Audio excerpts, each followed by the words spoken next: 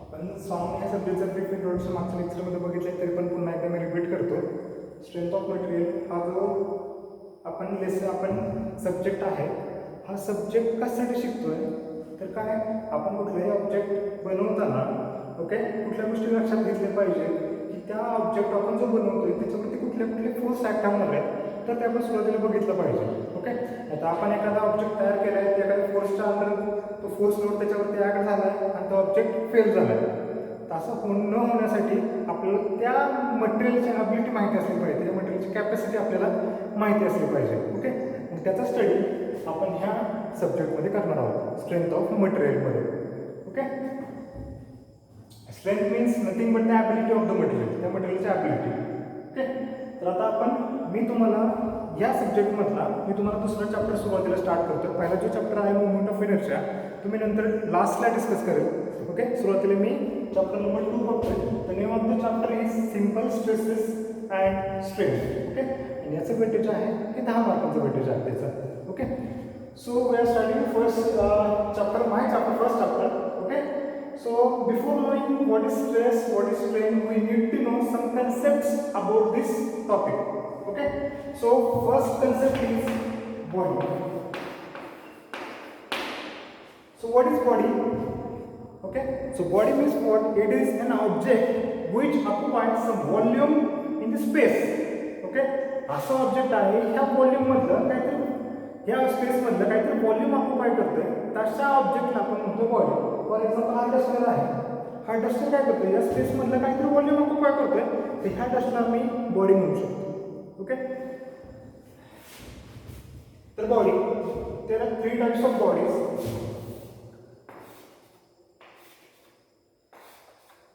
First is elastic body.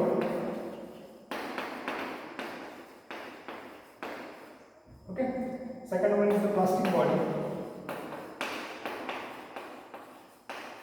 and third one is rigid body.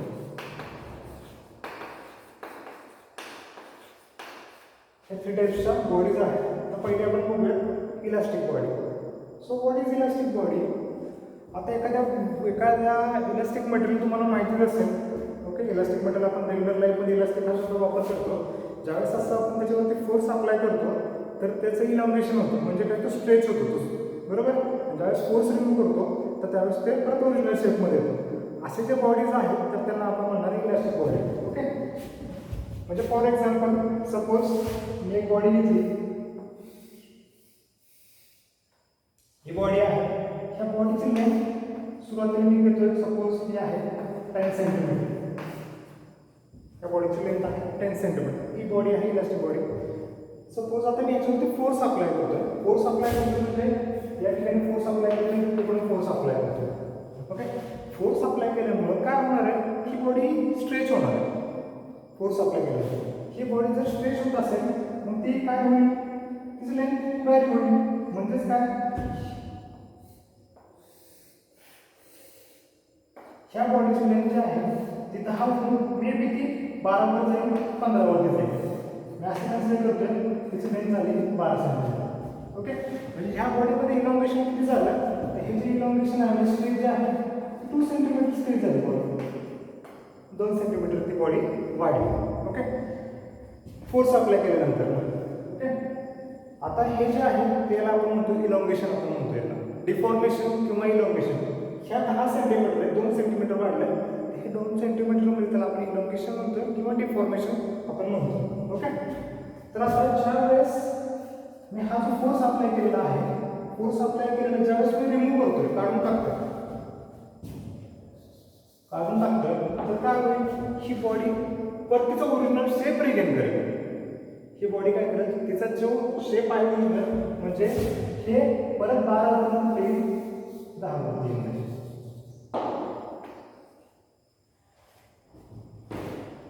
Okay, ठीक आहे. तर अशा बॉडी ही प्रॉपर्टी एनेबल करतात, तर त्यांना आपण म्हणतोय elastic body. Okay, then next one is the plastic body. Plastic body आता म्हणजे काय, प्लास्टिक बॉडी म्हणजे काय, फॉर एक्झाम्पल ही बॉडी ज्या बॉडीची लेंथ 10 सेंटीमीटर आहे.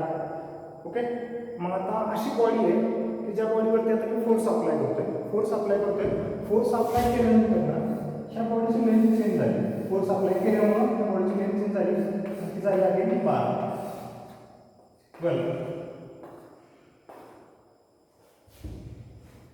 ट्वेल्व झाली.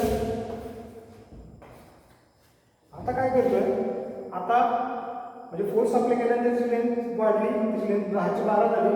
आता मी दिलेला जो आपण लावलेला जो फोर्स आहे तो फोर्स आपण रिमूव्ह करतोय.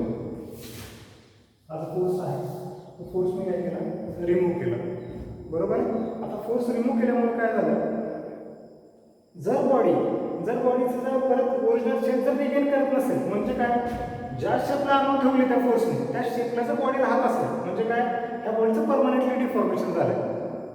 म्हणजे बॉडी परत फोर्स रिमूव्ह केल्यानंतर परत त्याची ओरिजिनल साईज रिगेन करत नाहीये.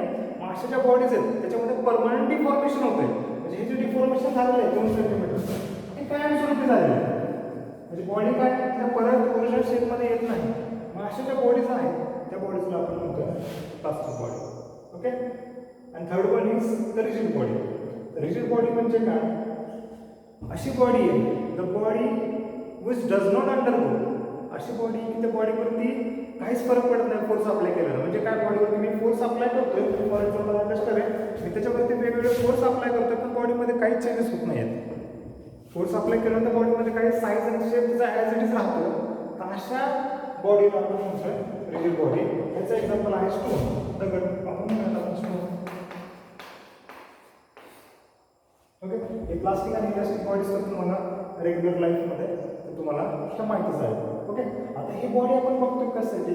ओके. हे आपण बॉडीचे टाईप्स बघितले. आता ह्या बॉडीवरती ऍक्ट होणारे लोड आपण बघूया. त्या अशा बॉडीवरती कुठले कुठले लोड ऍक्ट होतात तर ते आपण बघूया. आता स्ट्रेंथ ऑफ मटेरियल सब्जेक्टमध्ये ज्यावेळेस आता इथून पुढे बॉडी हा शब्द वापरणार आहे, हा बॉडी तर ती बॉडी जी असणार ती इलास्टिकच बॉडी असणार आहे. आपल्यामध्ये सिलेबसमध्ये आपण फक्त इलास्टिक बॉडीचा स्टडी करणार आहे. रिजिड बॉडीचा आपण स्टडी करणार आहे. रिजिड बॉडीचा स्टडी आपण ऑलरेडी मेकॅनिक्समध्ये केलेला आहे. आणि प्लास्टिक बॉडीचा पण आपण याच्यामध्ये कन्सिडर म्हणजे स्ट्रेंथ ऑफ मटेरियलमध्ये घेणार आहे. मी ज्यावेळेस बॉडी म्हणेन तर ती बॉडी ही आपली इलास्टिक बॉडीज असेल. ओके.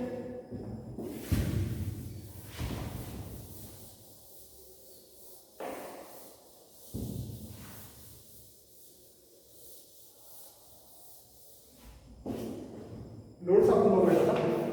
लोड. ओके. म्हणजे झाली बॉडीवरती तर लोड कुठले कुठले होतात तर ते आपण बघूया. त्याच्यामध्ये पहिला आहे ॲक्सिल ऑन डायरेक्ट.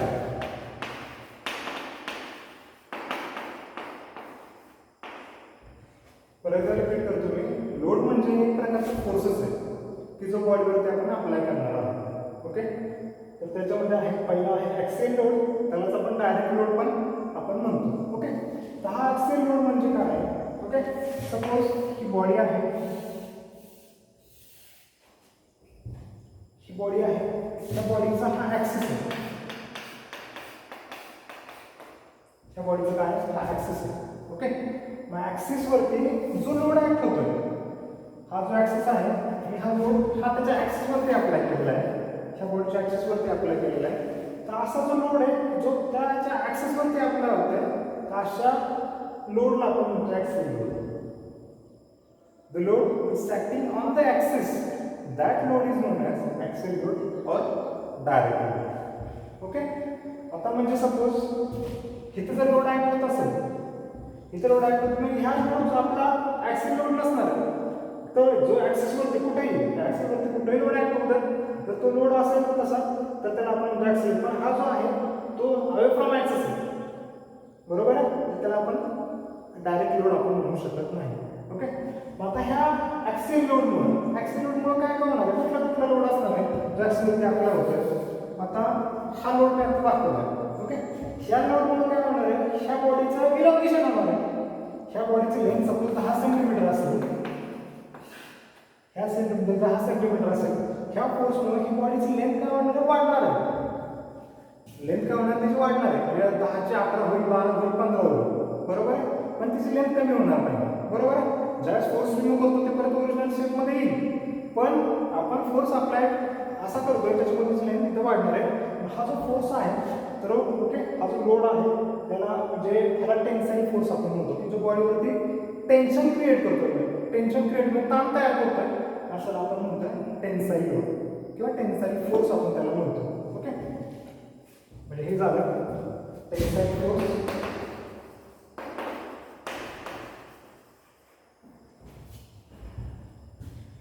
ओके, आता आपण दुसरं बघूयात. आता सपोज म्हणजे ॲक्सिसवरती आपल्याला दुसऱ्या टाईपचा फोर्स आहे तर तो फोर्स कसा असणार आहे, त्याचं नेचर हे असं असू शकेल.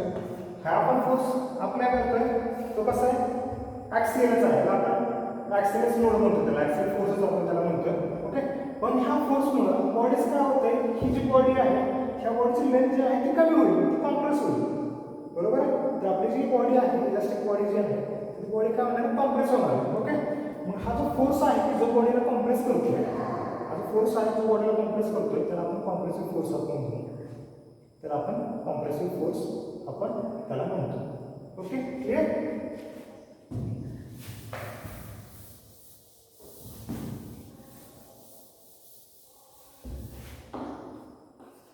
सेकंड आहे इसेंट्रिक लोड.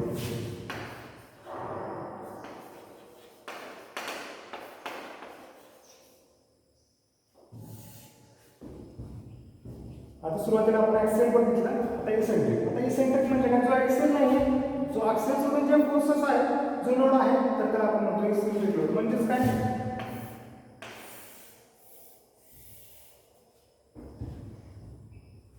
आता हा झाला बॉडीचा ॲक्सेस बॉडी झाली. ओके, आता ॲक्सेस सोडून बॉडीवरती जो लोड ॲक्ट होतोय जो ॲक्सेसला पॅरलल असेल, पण तो लोड कसा पाहिजे, कसा फोर्स पाहिजे, तो ॲक्सेसला पॅरलल असला पाहिजे. अशा लोडला आपण, अशा फोर्सला आपण इसेंट्रिक लोड म्हणणार आहे. म्हणजे फॉर एक्झाम्पल ॲक्सेस सोडून हा इकडे फोर्स अप्लाय केला मी, इकडे हा फोर्स अप्लाय केला. ओके, तर हा जो फोर्स आहे अशा फोर्सला म्हणजे हा जो फोर्स आहे कसा ॲक्ट होतोय, अवे फ्रॉम ॲक्सेस होतोय, अवे फ्रॉम ॲक्सेस होतोय, तर अशा फोर्सला आपण म्हणतोय इसेंट्रिक लोड. आणि ॲक्सेस पासून जे डिस्टन्स असतं त्या डिस्टन्सवरती जो लोड ॲक्ट होतोय त्याला इसेंट्रिसिटी आपण म्हणतो त्याला. आणि इसेंट्रिसिटी ई या नावाने डिनोट करणार आहे.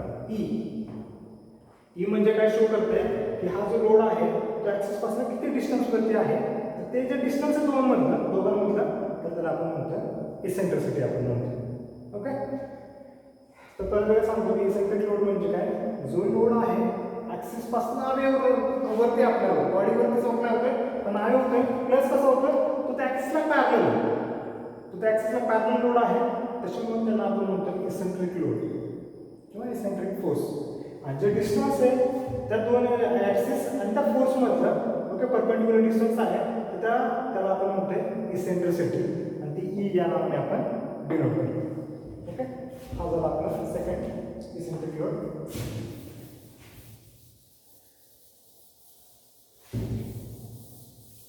आता ह्या इसेंट्रिक लोडमुळे काय होऊ शकेल का सांगायचं, इसेंट्रिक लोडमुळे काय होऊ शकेल, या इसेंट्रिक लोडमुळे बॉडीचं बेंडिंग होतं. जर असा फोर्स बॉडीवरती जर अप्लाय झाला तर बॉडी काय करेल, तो बेंड करेल. Okay, so eccentric load is responsible for bending.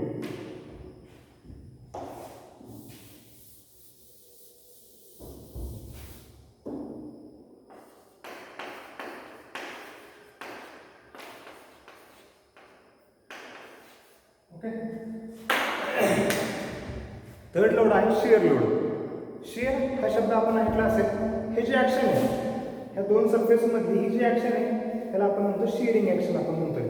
Okay, मग शिअर लोड म्हणजे काय किंवा शिअर फोर्स म्हणजे काय, हे जे ॲक्शन बॉडीमध्ये जो करतो तो फोर्स आहे तर त्याला आपण म्हणतो त्याला शिअर फोर्स. ओके, म्हणजेच काय, सपोज